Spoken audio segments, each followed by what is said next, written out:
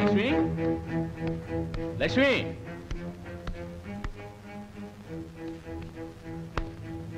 రా బావా, రా రా రా రా రా కూర్చో. నేను కూర్చోవడానికి రాలేదయ్యా, నా కూతురు విషయం తేల్చుకుపోవడానికి వచ్చాను. తెలుసుకుందాం, కానీ ఇదేం పబ్లిక్ మీటింగ్ గా నిలబడే మాట్లాడడానికి. కూర్చో బావా. నీతో నాకేంటే పని, నా చెల్లితోనే మాట్లాడతాను. లక్ష్మి, లక్ష్మి. రాన్నయ్యా రా. వదిన పిల్లలు కులాసాయేనా? లక్ష్మి, నీ అన్నయ్య కూర్చోమని చెప్పు. నేను కూర్చోడానికి రాలేదయ్యా. అన్నయ్య, ఊళ్ళో వ్యవసాయం పంటలు ఎలా ఉన్నాయి? నా కూతురి జీవితం లాగే ఎండిపోయి ఉన్నాయి. మా పార్వతి, నువ్వు కాపురానికి వచ్చినప్పుడు తెచ్చిన చెంబు, తపేళ, నగ, నట్ర అవన్నీ మూటగొట్టి వీళ్ళ ముఖాన కొట్టు, ఇక్కడే ఉండని. అవి మనం వీళ్ళకి ఇచ్చిన దానంగా ఇక్కడే పడి ఉంటాయి. నువ్వు బయలుదేరు. పార్వతి, మీ నాన్నను కూర్చోమని చెప్పమ్మా. నేను కూర్చోడానికి రాలేదయ్యా. చూడు, నా కూతురికి నా ఇంట్లో చోటు లేకో, కూటికి గతి లేకో నీ ఇంటికి పంపలేదయ్యా. నువ్వు పిల్లని అడగడానికి వచ్చినప్పుడు ఏమన్నావు? ఏమన్నావు? మాట్లాడేమయ్యా? అదే, నీ కూతురు కన్నీరు పెట్టకుండా నా కొడుకు చేత కాపురం చేయించే బాధ్యత నాది అన్నాను. అన్నావుగా? అన్నాను. ఇప్పుడు నా కూతురు పెట్టే కన్నీటికి ఇల్లు వాకిలి మునిగిపోతుంటే నువ్వు నిమ్మకు నీరెత్తినట్టు కూర్చుంటే ఎలాగయ్యా?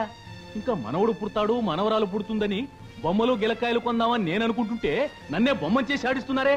నీకు కావాల్సింది బొమ్మలో గిలకాయలే కదా, నే కొనిస్తాను. కూర్చోబావా. నేను కూర్చోడానికి రాలేదయ్యా, గుండెలు మండిపోతున్నాయి. ఎప్పుడో పెళ్లి రోజు చూశాను నా అల్లుణ్ణి, ముఖం కూడా మర్చిపోయాను. అన్యాయంగా మా వంశంలో 2 ఆడపిల్లల జీవితాన్ని నాశనం చేశావు కదయ్యా. నా కొడుకు వల్ల నీ కూతురు జీవితం నాశనం అయిందను ఒప్పుకుంటాను. రెండో పిల్ల ఎవరు? నా చెల్లెలు లక్ష్మి. 30 సంవత్సరాల క్రితం నువ్వు దాని జీవితాన్ని నాశనం చేయటం ఆరంభించావు, ఇంకా నాశనం చేస్తూనే ఉన్నావు. ఇప్పుడు వేయవయ్యా స్టూలు, కూర్చుంటాను. పార్వతి, ఈ స్టూల్ లోపల పెట్టు. నేను ఇప్పుడు బయటికి వెళ్తున్నాను. నేను తిరిగి వచ్చేదాకా నువ్వు కూర్చోకూడదు, నిలబడే ఉండాలి. 1 2 3 4 5 6 7 8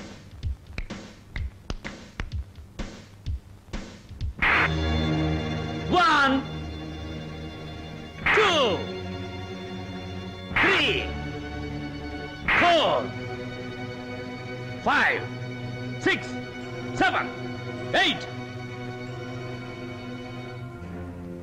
ఇంట్లో చిలక లాంటి భార్య ఏడుస్తూ కూర్చుంది. ఇక్కడ ఏంట్రా 1 2 3 4? ఇంకో అరగంట లోపల ఇంటికి రాకపోతే నిన్ను చించి పారేస్తాను.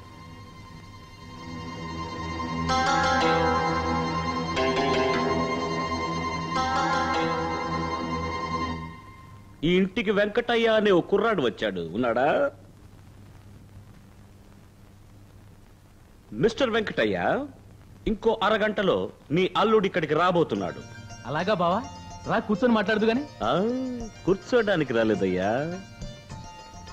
ఆనంద్ వచ్చిన తర్వాత వాణ్ణి భద్రంగా పట్టుకుని ఉంచాల్సిన బాధ్యత మీ అన్నయ్యది. మీ ఆయన్ని కూర్చోమని చెప్పు లక్ష్మి. మీ అన్నయ్యను నోరు ముయ్యమని చెప్పు లక్ష్మి. ఏమ్మా, మంచి రోజు చూసి, మంచి ముహూర్తం చూసి అమ్మలక్కల చేత పాటలు పాడించి కదా నిన్ను శోభనం గదిలోకి పంపించాం. చెప్పమ్మా, అక్కడ నా కొడుకు నీ కొంగున పిల్లకాసు ముడేశాడు కదా, అప్పుడే వాణ్ణి నీ కొంగున ముడేసుకోకుండా ఇప్పుడు ఆ కొంగుతో అయ్యయ్యో అయ్యయ్యో అంటే ఏమిటమ్మా అర్థం? అమ్మ పార్వతి, మీ మాగాను కూర్చోమని చెప్పమ్మా. చౌబరియన్ గారు, నోరు ముయ్యమని చెప్పు. నోరు బందరులాకులా ఉంది. మీ వంశంలో 2 ఆడపిల్లల జీవితాలు సర్వనాశనం చేశానన్నాడు మీ అన్నయ్య. ఇప్పుడు ఒక ఆడపిల్ల జీవితం చక్కపరిచాను. 2వ ఆడపిల్లవి నువ్వు. నీ జీవితం కూడా చక్కపరచబోతున్నాను. ఎలాగంటావా? ఇదిగో విడాకుల పత్రం. తెల్ల కాగితం మీద సంతకం చేశాను. చూడు. ఇక మీదట నీ దారి నీది, నా దారి నాది. అంత మాటనుకు బావా. విడాకులిచ్చిన తర్వాత బావా ఏంటయ్యా బావా? నువ్వు ఉండన్నయ్యా. నువ్వు ఊరుకో. మీకు కావాల్సింది విడాకులేగా, మీరివ్వద్దు, నేనే ఇస్తాను. ఇక మీదట మీ దారి మీది, నా దారి నాది. అయ్యో లక్ష్మి, నన్ను బోల్తా కొట్టించేశావే.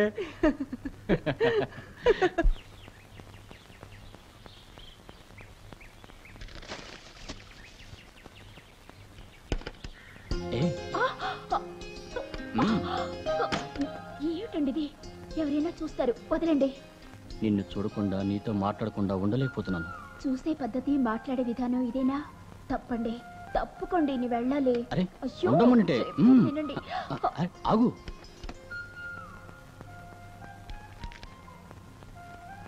ఏమిటి, ఏమైంది? మా అక్కండి.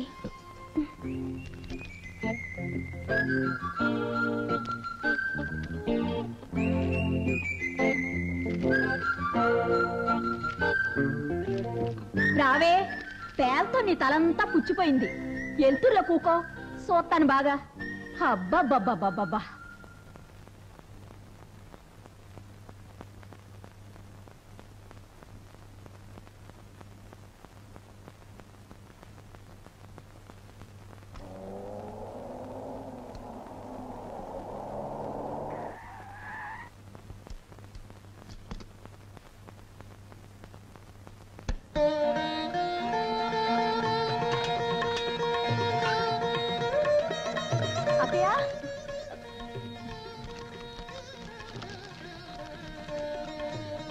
సులోచన, మీ అన్నయ్య వచ్చారు.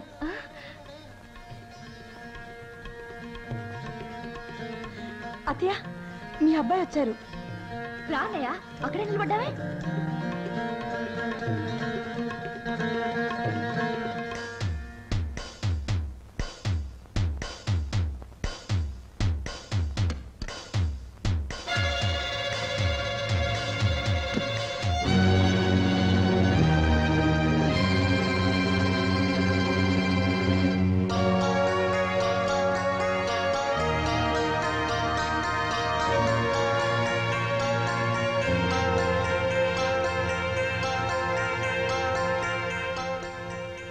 అమ్మా, నీ భర్త 10 మందిలోనూ నన్ను కొట్టాడు, కానీ నేను ఆయన వయసు గౌరవం ఇచ్చి తిరిగి కొట్టలేదు. అందుకే ఈ దెబ్బ.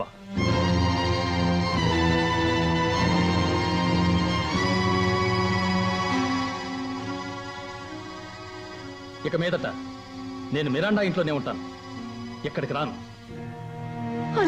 బాబు, నా మాట వినరా.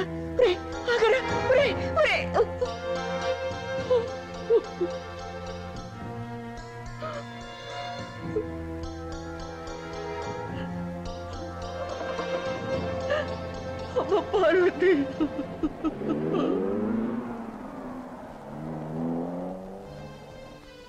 కొంప ముంచావు కదయ్యా, నీ వల్ల అసలుకే మోసం వచ్చిందే. నేనేం చేశానయ్యా? ఇప్పటి వరకు నా కూతురు జీవితం పెనం మీదే ఉంది, దాన్ని ఇప్పుడు నిప్పుల్లో తోసావు కదయ్యా. నాకు ఇడ్లీ వడ ఉపమానాలతో మాట్లాడడం వచ్చు, లోపలికి రా. చూసారా, నా అల్లుణ్ణి నాకు నా కూతురికి కాకుండా చేశాడు. నా కంటి ముందే నా కన్నబిడ్డ జీవితాన్ని బుగ్గిపాలు చేశాడు. నా కూతురి కంటి ముందే దాని మొగుడు మరో దానితో బ్రతికేలా చేశాడు. మీరందరూ నా కూతురి పెళ్లికొచ్చారు కదా, మీలో ఎవరైనా న్యాయం చెప్పండి. వాడి 250 రూపాయల అద్దె ఇస్తూ 2 లక్షల రూపాయల ఇల్లు ఖాళీ చేయనని భీష్మించి కోర్టుకి ఎగిన ఈ దగుల్బాజీ దగ్గర న్యాయం ఎలా జరుగుతుందయ్యా? అమ్మా అఖిలాండ నాయకి జగదాంబ, ఇది నా ఇంటి గొడవ. కానీ అది జరిగేది నా ఇంట్లో. ఈ అమాయకుడు న్యాయం అడిగేది నా కాలనీలో. అన్నయ్య, దయచేసి లోపలికి రా. ఏ బయట మాట్లాడితే ఏ? నువ్వు నీ మొగుడు కలిసి అభం శుభం తెలియని పిల్లకి అర్ధనగ్నంగా వేషం కట్టించి రికార్డు డాన్స్ ఆడించారే, రికార్డు డాన్స్. ఆ బాగోతాలన్నీ బయట పడిపోతాయని భయమా? చెప్పండి అయ్యా, మీరందరూ చూశారుగా. పాపం ఈ అమాయకుడికి చెప్పండి అయ్యా.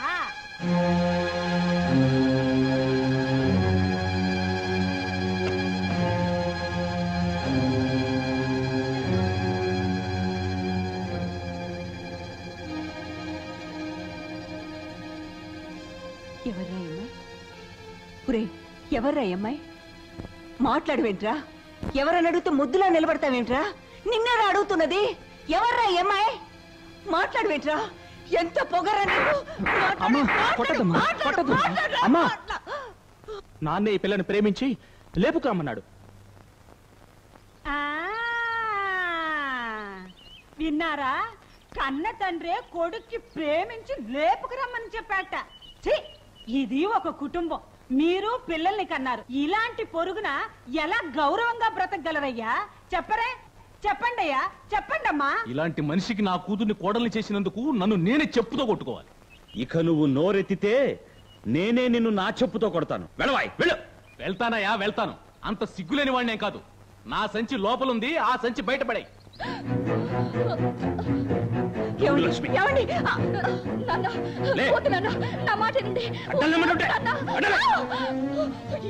సంచి నా గొప్ప సంచి, తాత ముత్తాతల ఆస్తి. తప్పుకో, తప్పుకో, తప్పుకో, తప్పుకోమంటుంటే.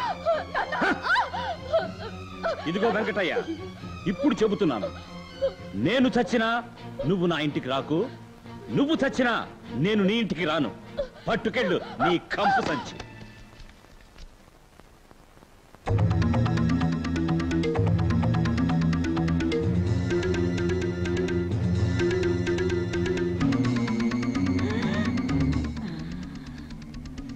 అయ్యో అయ్యో అయ్యో, చూసారా ఈ మనిషి వంకర బుద్ధి? కూతుర్ని కూడా ఆ దుబాయ్ కుర్రాడి మీదకి ఉసిగొలిపాడు.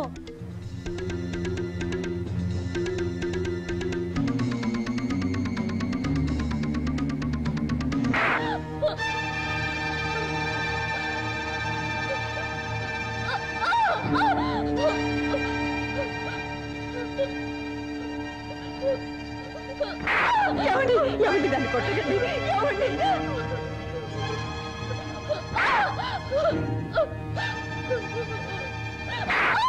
అయ్యో ఏమండి, నా మాట వింటారు, ఏమి చెల్లండి. అమ్మా,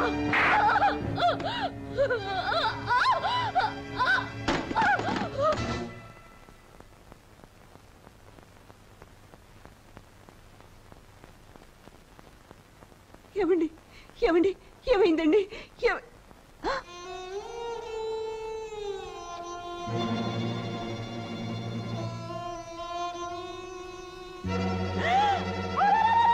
ఇక్కడ రండి. ఇది చూడండి, కొడుక్కి లేపుకు రమ్మని మాత్రమే చెప్పాడు, కానీ కూతురికి ఇక్కడ కార్యమే జరిపించేస్తున్నాడే. ఆగండి.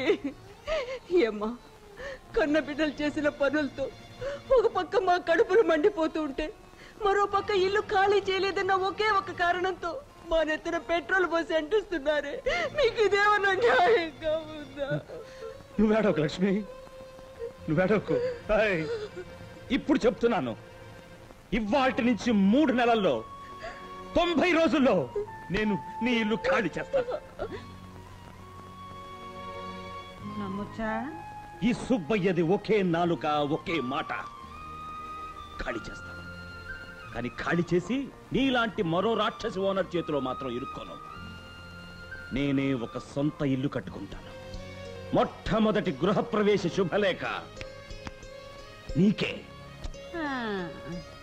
అంతవరకు నా గురించి కానీ నా కుటుంబం గురించి కానీ మరొక్క మాట నువ్వు మాట్లాడావో, మాట్లాడిన 10వ రోజున నీ మొగుడు నీకు పెండం పెడతాడు. అర్థమైందా?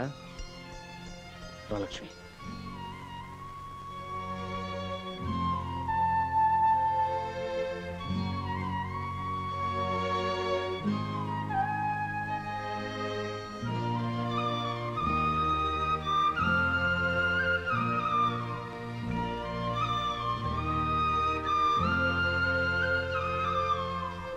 ఇక ఆరోగ్యం అంటారా? ఇది నా హెల్త్ సర్టిఫికెట్. చట్ట ప్రకారం ఇంకో ఏడాది వరకు దుబాయ్కి నా వెంట ఎవరిని తీసుకువెళ్ళటానికి ఒప్పుకోరు. కానీ ఇంకో ఏడాది వరకు నేను పెళ్లి చేసుకోకుండా ఉండటానికి నా మనసు ఒప్పుకోవటం లేదు. నా సమస్య ఆ దుబాయ్ షేక్ గారికి